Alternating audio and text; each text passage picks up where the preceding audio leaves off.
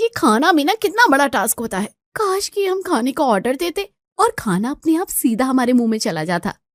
सही कह रही हो देवरानी जी, यही तो चाहिए। खैर चलो चलते हैं कमरे में, सुस्ता लेते हैं थोड़ा सा। अरे झुमके, ये सारे बर्तन उठा ले, खा लिया हम लोगों ने खाना। देवा रे देवा, आप लोगों से तो एक चम्मच भी नहीं उठती है। अगर झुमकी ना हो तो आप लोगों की तो जिंदगी पर फुल स्टॉप लग जाएगा। घर की नौकरानी झुमकी खुद से बड़बड़ाती हुई झूठे बर्तन उठाकर रसोई में जाती है और बर्तन धोने लगती है। तभी घर के मुखिया वहां जाते हैं। अरे बड़े साहब सुनो, मेरे को आपसे कुछ बात करनी है। बोलो क्या बात है झुमकी? आपके परिवार वाले हैं ना, मेरे को गोल गोल पंखे के माफे के स्पीड में घुमाते हैं। मेरे को और घरों का भी काम करना होता है। अभी अगर आपके घर का ही काम खत्म नहीं होगा तो मैं ज्यादा पैसे कैसे कमा पाएगी? तो तुम क्या चाहती हो झुमकी, वो बता दो। देखो साहब, जितना पैसा आप मुझे दे रहे हो ना, इतने पैसे में इतना काम करना तो बिल्कुल पॉसिबल नहीं है। अभी मेरे को ना पैसा डबल चाहिए। लेकिन मैंने 2 महीने पहले ही तो तुम्हारे पैसे बढ़ाए थे झुमकी। तो इसमें मैं क्या करेगी साहब? कभी किसी को कुछ खाना है, किसी के लिए कुछ बनाना है, किसी का कपड़ा प्रेस करना है। इधर तो कोई अपना झूठा चम्मच भी नहीं उठाता है। कैसे आलसी लोग हैं आप? इतना बोलकर झुमकी वापस से बर्तन धोने के काम में लग जाती है। और क्योंकि अनिल के घर पर कोई भी नौकरानी एक दिन से ज्यादा नहीं टिकती थी, इसलिए मजबूरी में आकर अनिल को झुमकी के पैसे डबल करके देने पड़ते हैं। ऐसे ही एक सुबह, आज तो ना आलू के पराठे खाने का मन कर रहा है। नहीं नहीं, मुझे तो गोभी के पराठे खाने हैं। पर मुझे तो प्याज के पराठे पसंद है, इसलिए तो मैं प्याज के पराठे खाऊंगी। तो दिक्कत क्या है? झुमकी को बोल देते ना, वो सबके पसंद का खाना बना देगी। बिल्कुल सही, हमारी झुमकी जिंदाबाद। वो हम सबकी सारी फरमाइश पूरी कर देगी। झुमकी, ओ झुमकी, जरा इधर आना। निशा के जोर जोर से बोलने पर झुमकी अपने पैरों की पायल छनकाते हुए उनकी तरफ आती है। अब बोलो क्या बात है? कौन से काम अटक गया आप लोगों का मेरे बिना? आज हम सबका अलग अलग तरीके के पराठे खाने का मन है, तो एक काम करो, रसोई में जाओ और पराठे बनाना शुरू कर दो। और पराठों के साथ साथ हम सबकी पसंद की चटनी भी बनानी है। चटनी तो आप सब लोगों ने मेरे दिमाग की बना दी है। अगा भाई, इतना काम मैं 5 घरों में नहीं करती जितना काम मेरे को इधर करना पड़ता है। तो काम करने के तू पैसे भी तो ले रही है। कौन सा तुझे मुफ्त में काम करवा रहे हैं? जितना पैसा आप लोग देते हो ना, इतने पैसे में तो मैं रुकी हूँ जो इधर काम करने के लिए टिकी है, वरना ना कोई नहीं टिकेगा देवा। अभी आप लोग मेरी बात सुनो। अगर आप लोगों को अलग अलग खाना खाना है ना, तो मैं हर खाना बनाने का पैसा लूंगी। अरे क्या बोल रही हो तुम? तुम्हें हमारे घर का खाना बनाना है, किसी होटल में खाना थोड़ी ना बनाना है। आपका घर किसी होटल से कम नहीं साहब। खाना खाना है तो बात करो, वरना मेरे को काम खत्म करके और काम करने भी जाना है। इतना कहकर झुमकी खाना बनाने के लिए रसोई में चली जाती है और सभी की फरमाइश का अलग अलग खाना बना देती है। और ऐसे ही जब कुछ दिनों बाद तनख्वाह का दिन आता है, तब ये ले झुमकी, तेरी इस महीने की तनख्वाह। कहा ही जला साहब, ये तो कम पैसा है। कम पैसे कहाँ हैं? जितने तुझे पिछले महीने दिए थे उतने ही तो है। देवा, आपको पता नहीं क्या साहब, अब मैं आप लोगों के घर में अलग अलग खाना बनाने का अलग अलग पैसा लेती है, तो चुपचाप 5,000 रुपए और निकाल कर दे। ये फैसला कब हुआ और किसने किया? ये फैसला मैंने खुद लिया है। यकीन नहीं आता तो अपने घर वालों से पूछ लो। झुमकी की बात सुनकर अनिल अपने परिवार वालों की तरफ देखता है और एक एक करके सभी अपनी अपनी सफाई देने लगते हैं। अभी बाकी की बात है ना, वो आप सभी लोग आपस में कर लेना। मैं जा रही है, मेरे को और भी बहुत काम है। इतना बोलकर झुमकी वहां से चली जाती है। अब क्योंकि झुमकी की तनख्वाह और बाकी सारे घर खर्च का पैसा अनिल की जेब से जा रहा था, इसलिए अनिल अपने घर वालों के बढ़ते आलस और झुमकी की बढ़ती डिमांडों के चलते बहुत परेशान हो गया था। ऐसे ही एक दिन, ऐसे तो काम नहीं चलेगा, कुछ न कुछ तो जुगाड़ लगाना पड़ेगा, वरना घर की सारी जमा पूंजी झुमकी की सैलरी देने में निकल जाएगी। चाय पीते पीते अनिल के दिमाग में एक तरकीब आ जाती है और अगले दिन जब सुबह सुबह झुमकी काम पर आती है, तब आज नाश्ते में मेरे लिए उपमा बना देना झुमकी, और मेरे लिए ना आलू की कचौरियां बना देना, और मेरा तो चने की दाल के पराठे खाने का मन है, वो बना देना। और मेरे लिए तो बन मलाई मस्का और अदरक वाली चाय बना दो झुमकी, जल्दी से। देवा रे देवा, इस घर में आते ही मेरा तो दिमाग घूम जाता है। किसी को कुछ चाहिए, किसी को कुछ चाहिए। इससे पहले कि झुमकी रसोई की तरफ जाती और नाश्ता बनाना शुरू करती, तभी वहां पर अनिल आ जाता है। रुक जाओ झुमकी, आज से तुम रसोई में जाकर इन सबकी डिमांड का नाश्ता नहीं बनाओगी। आगा भाई, मेरी जगह कोई नई काम वाली ले आए हैं क्या आप साहब? मैं कोई काम वाली नहीं लेकर आया हूँ झुमकी, काम तो तुम ही करोगी इस घर का। तो फिर मना क्यों कर रहे हो? जाने दो ना मेरे को। रुको और सुनो, तुम भी और सबके सब भी, अब से इस घर में बस एक ही टाइम का खाना बनेगा। ये क्या बोल रहे हैं आप? ये क्या बोल रहे हैं आप? ये क्या बोल रहे हैं आप? मैं बिल्कुल सही बोल रहा हूँ। अब से हमारे घर में दोपहर के 1 बजे खाना बनेगा और उसी वक्त सब लोगों को पेट भर के खाना खाना होगा और सभी लोग एक ही चीज खाएंगे, किसी की पसंद का अलग अलग खाना नहीं बनेगा। पर जी आप ऐसा क्यों कर रहे हैं? ऐसा करने से खाना भी एक टाइम बनेगा, बर्तन भी एक ही टाइम गंदे होंगे और एक बार ही धुलेंगे, रसोई भी एक ही बार साफ होगी। तो सीधी बात है कि झुमकी को अब जितना फालतू का पैसा दे रहे हैं वो नहीं देना होगा। वाह बड़े साहब, वाह, मैं तो बहुत खुश हूँ। अनिल के इस फैसले से जितना खुश झुमकी होती है उतना ही बाकी सभी निराश हो जाते हैं। अब झुमकी सुबह से बस केवल सभी के लिए चाय बनाती और बाकी का काम निपटाने के बाद वो दोपहर होने का इंतजार करती। और दोपहर को जैसे ही 1 बजते खाना बनकर तैयार हो जाता है तो सभी लोग पागलों की तरह खाने पर टूट पड़ते हैं।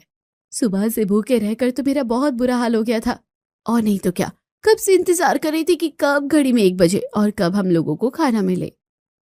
अरे तुम दोनों के साथ साथ मेरा भी तो यही हाल हो रहा था, पर क्या करे, तुम्हारे ससुर जी के आगे किसी की चलती थोड़ी ना है। एक बारी में पेट भर के खाना खा लो, क्योंकि अब तुम लोगों को कल दोपहर के 1 बजे ही खाना मिलेगा। पर पापा, ये तो गलत बात है ना। बरखुरदार, कुछ गलत नहीं है। एक बार तुम अपने कंधे पर घर की सारी जिम्मेदारी लेकर देखो, तब पता चलेगा। अनिल की बात सुनकर सभी लोग चुप हो जाते हैं और चुपचाप खाना खाने लगते हैं। अब अनिल के इस फैसले से झुमकी को तो काम में राहत मिल जाती है, लेकिन बाकी सभी लोगों का भूख के मारे बुरा हाल होने लगता है। ऐसे ही एक रात बहुत ज्यादा भूख लगी हुई है और मुझे तो भूख के मारे नींद भी नहीं आ रही है। क्या करूं? हाँ, एक काम करती हूँ, रसोई में जाकर ना चुपके से मैगी बना लेती हूँ और वही खा के पेट भर लेती हूँ। सोनिया अपने कमरे से निकलकर दबे पांव बिना किसी आवाज के रसोई में पहुंचती है तो देखती है कि वहां पर निशा पहले से ही अपने लिए मैगी बना रही है। अरे निशा, तुम भी मैगी बना रही हो? और नहीं तो क्या। अरे आपको पता है कितनी भूख लग रही है मुझे, 1 बजे का खाना खाया हुआ है और वो भी दोपहर के। वही तो, मैं भी मैगी बनाने ही आई हूँ। चल जल्दी से मैगी बनाकर खा लेते हैं और बर्तन भी धोकर रख देंगे ताकि ससुर जी को पता न चले। दोनों बहुएं बिना किसी आवाज और शोर शराबे के अपने अपने लिए मैगी बनाती है और मैगी खाने के बाद बर्तन भी धोकर रख देती है। अब कुछ रातों तक तो मैगी, बिस्किट, नमकीन और इन सब चीजों का सहारा सोनिया और निशा अपनी अपनी रात गुजार लेने के लिए करते थे। पर अब इन पैकेट फूड की जगह उन्हें घर का खाना खाने की तलब लगने लगती है। ऐसे तो बात नहीं बनेगी, क्या करे, खाना तो चाहिए ही चाहिए। वही तो, लेकिन हमें तो खाना बनाना ही नहीं आता, कभी खाना बनाया ही नहीं हमने। अरे तो यूट्यूब पर देख लेते हैं ना, ऐसी ऐसी चीज देखेंगे जो फटाफट बन जाती है और जिसमें ज्यादा तामझाम भी ना करना पड़ता हो। सही कह रही हो, और फिर रात को उठकर हम चुपचाप अपने लिए खाना बनाकर खा लिया करेंगे। अब निशा और सोनिया दोनों ही अगले दिन से यूट्यूब पर खाने की आसान आसान चीजों की रेसिपी देखना शुरू कर देती है जो झटपट बन जाती है, और रात को सभी सोने के बाद वो हर दिन कुछ ना कुछ बनाकर खाने लगती है और किसी को भी पता न चले इसलिए बर्तन धोकर अच्छे से रसोई को साफ करने भी लगती है। ऐसे ही एक दिन, खुशबू तो बहुत अच्छी आ रही है इसमें। हाँ, जैसा हमने यूट्यूब पर देखा था, लगता है वैसा ही खाना बनेगा आज तो। दोनों बहुएं एकदम गुपचुप तरीके से बात कर ही रही होती है कि तभी वहां पर सला आ जाती है। हे राम, तुम दोनों इतनी रात को रसोई में क्या कर रही हो? माँ जी जरा धीरे बोलिए, ससुर जी उठ जाएंगे। हाँ माँ जी, और अगर वो उठ गए ना तो फिर तो हम तीनों की खटिया खड़ी हो जाएगी। पर तुम दोनों यहाँ क्या कर रही हो, ये तो बताओ। सच कह रही हो क्या? हाय, खाने का तो नाम सुनते ही मुझे भी भूख लग गई है, मुझे भी खिला दो खाना।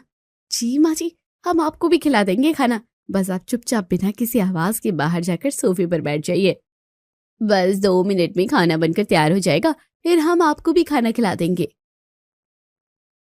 सोनिया की बात सुनकर सरला जाकर सोफे पर बैठ जाती है। थोड़ी देर बाद मिलकर तीनों सास बहू खाना खाती है और वे रसोई की सफाई कर लेती है और जाकर अपने कमरों में आराम से सो जाती है। गुजरते वक्त के साथ रात को उठकर खाना बनाने और खाना खाने वाली पार्टी में सरला भी शामिल हो जाती है। ऐसे ही एक दिन, सोनिया भाभी, निशा भाभी, वैसे मैं आप लोगों से एक बात पूछ सकती हूँ क्या? बोल झुमकी, क्या हो गया? आप लोग तो मेरे सामने इतना पटर पटर बोलकर ऑर्डर देते थे। अभी जब आप लोगों को दोपहर के 1 बजे एक ही वक्त का खाना मिल रहा है तो आप लोग अपना बाकी टाइम कैसे गुजारते हो? भूख नहीं लगती क्या? तुझे क्या मतलब है झुमकी इस बात से? तू बस अपना काम करने में ध्यान देना। काम तो मैं कर रही हूँ अपना, पर मेरे को इस बात को जानने में बड़ी दिलचस्पी है कि आप लोगों का गुजारा कैसे हो रहा है। ए झुमकी, तू अपना दोपहर में 1 बजे खाना बनाने का काम और बाकी के काम कर, हमारे मामले में मत पड़। अरे झुमकी, किसी के मामले में नहीं पड़ती। अपने को क्या है, अपने को तो पैसा लेना है और काम करना है, बाकी आप लोग जाने। इतना बोलकर झुमकी अपने कामों में लग जाती है। वक्त गुजरता जाता है और अब दोपहर में 1 बजे खाना खाने की वजह से और रात को उठकर खाना बनाने की वजह से धीरे धीरे सोनिया, सरला और निशा तीनों ही घर का करने को, रसोई को संभालने और खाना बनाने जैसे कामों को अच्छे से सीख जाती है। ऐसे ही एक दिन, आज ना मटर पनीर बना लेते हैं। पर मैंने तो सोचा था कि शाही पनीर बनाएंगे। तो दिक्कत क्या है, दोनों बना लेते हैं, रात तो पूरी अपनी ही है। अरे तेरे ससुर जी उठ गए ना तो बवाल हो जाएगा, जानती है ना। अरे नहीं उठ रहे पापा माँ, आज तक उठे हैं क्या जो अब उठ जाएंगे? वही तो, चलो चलो मिलकर सभी लोग प्रिपरेशन करते हैं खाने की। अब रात को उठकर खाने वाली पार्टी एक एक काम पकड़ लेती है और खाना बनाने की तैयारी में लग जाती है। थोड़ी देर में सबकी मेहनत से मटर पनीर, शाही पनीर, रोटी चावल सब कुछ बनकर तैयार हो जाता है। सभी एक साथ मिलकर खाना खाते हैं और उंगलियां चाटते हुए बोलते हैं, बाबा रे, मुझे नहीं पता था कि मैं इतना अच्छा मटर पनीर भी बना सकता हूँ। वही बात है, हमें भी नहीं पता था कि हम दोनों इतना अच्छा खाना बना लेती है और बाकी का काम भी कर लेती है। चलो कोई बात नहीं, अब खाना पीना हो गया है, अब बाकी का काम खत्म करके अपने अपने कमरों में चलते हैं। माँ जी, वैसे भी भरपेट और लजीज खाना खाने के बाद ना नींद बड़ी अच्छी आती है। अब सभी लोग बाकी का काम खत्म करने के बाद अपने अपने कमरों में आराम करने के लिए चले जाते हैं। रात को रसोई का काम करने के साथ साथ अब दिन में भी घर के छोटे मोटे काम अपने आप ही करने लगते हैं। वो ये देखकर झुमकी को बड़ा अचंभा होता है। ए मेरे गणपति बप्पा, मैं कई दिन में कोई सपना तो नहीं देख रही। बड़ी मालकिन और छोटी मालकिन अपने हाथ से घर का काम कर रही हैं।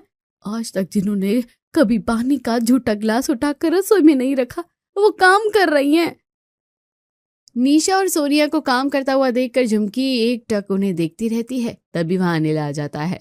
क्या हुआ झुमकी, ऐसे टुकर टुकर मेरी बहू को क्या देख रही हो? आप नहीं देख रहे साहब, मेरे को लगता है ना सोनिया मेम साहब और निशा में सबके ना दिमाग में बुखार चढ़ गया है। देखो तो दोनों घर का काम कर रही हैं। अरे कोई बुखार नहीं चढ़ा है उन्हें, और कर रही है तो करने दो ना, तुम्हें क्या, तुम अपना काम करो। अनिल की बात सुनकर झुमकी वहां से गोली की तरह भाग जाती है। और ऐसे ही एक रात जब सोनिया, सरला, धीरज और निशा रात को उठकर खाना बनाने के लिए रसोई में पहुंचते हैं तो देखते हैं कि रसोई के दरवाजे पर ताला लगा हुआ है। अरे ये ताला किसने लगा दिया? वही तो, इस ताले की तो चाबी भी हमारे पास नहीं है। चाबी नहीं मिलेगी तो खाना कैसे बनेगा? अरे किसने लगाया किसने नहीं लगाया, भाड़ में जान दो। एक काम करते हैं, हम इस ताले को तोड़ देते हैं।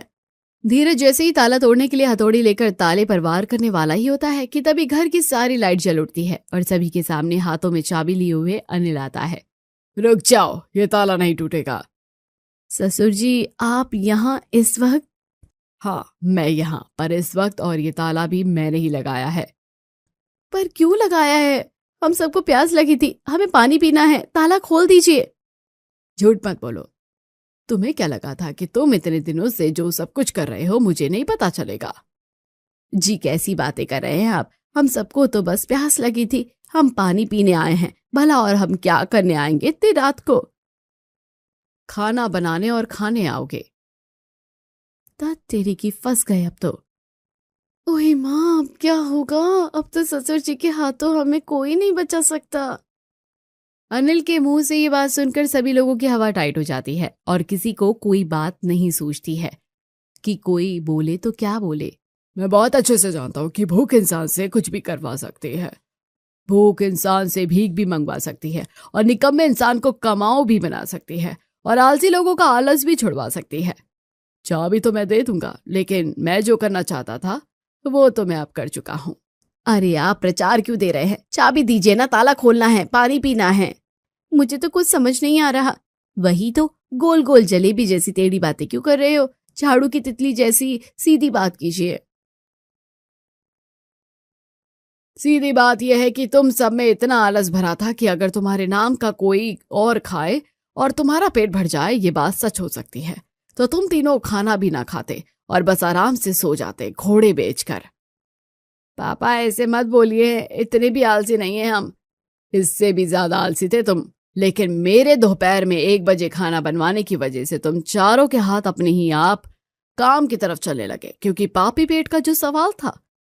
अनिल की ये बातें सुनकर निशा, सरला, सोनिया और धीरज चारों को अपनी गलती का एहसास होता है। तभी अनिल चाबी से रसोई का ताला खोलता है। ये लो, जो बनाना है बना लो और आराम से खा लो, और मेरा मोटिव तो अब पूरा हो गया है। इतना कहकर अनिल वहां से चला जाता है। और अगले दिन जब झुमकी काम पर आती है, कल से तुझे काम पर आने की जरूरत नहीं है। हाँ, क्योंकि अब से हम अपने घर का काम खुद कर लेंगे, खाना भी खुद बनाएंगे और साफ सफाई भी करेंगे। आप लोगों को सुबह सुबह किसी ने बिजली का झटका लगा दिया है क्या, जो ऐसी बातें कर रहे हो? झटका तो नहीं लगा, पर दिमाग ठिकाने पर लग गया है। क्यों जी, सही कह रही हो ना? बिल्कुल सही कह रही हो धर्मपत्नी जी। सभी की बातें सुनकर झुमकी का मुंह खुला का खुला रह जाता है और अनिल का मोटिव पूरा हो जाता है। और दोस्तों, कहानी यही खत्म होती है। कैसी लगी कमेंट बॉक्स में जरूर बताइए। चैनल को तो सब्सक्राइब नहीं किया तो जल्दी जाकर कर लीजिए।